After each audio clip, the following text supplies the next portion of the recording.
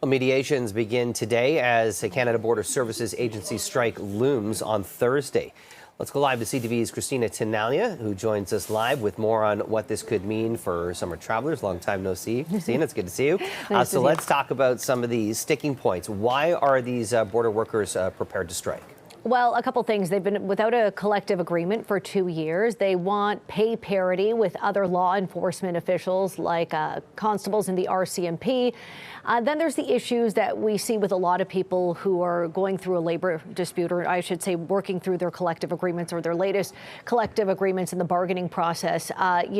Pensions, concerns about technology and changes to that, and that taking over jobs. So those are the main issues. I want to point out today, mediation begins between the two sides, so essentially the union and the government.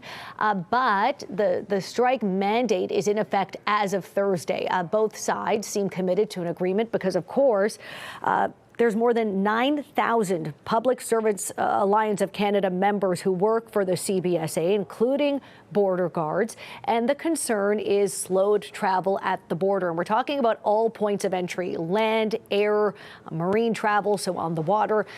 So here's the thing. 90% of frontline border officers are designated as essential, which means they cannot stop working during a strike. But they can sort of quietly work to rule. What does that mean? Well, let's say, for example, normally a border agent would ask, you see images of vehicles strolling through there on screen. Let's say they would normally ask a traveler 3 questions. Well, maybe they're going to ask 10.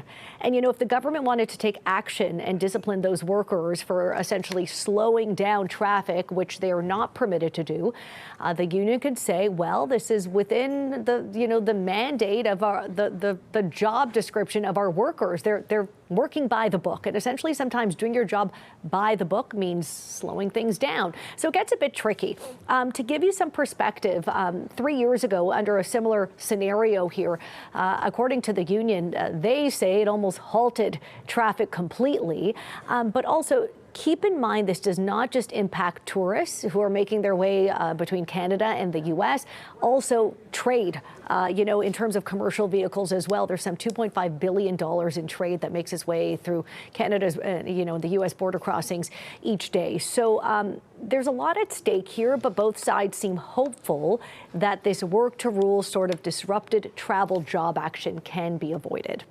That's CTV's Cristina. We appreciate that report. Thank you.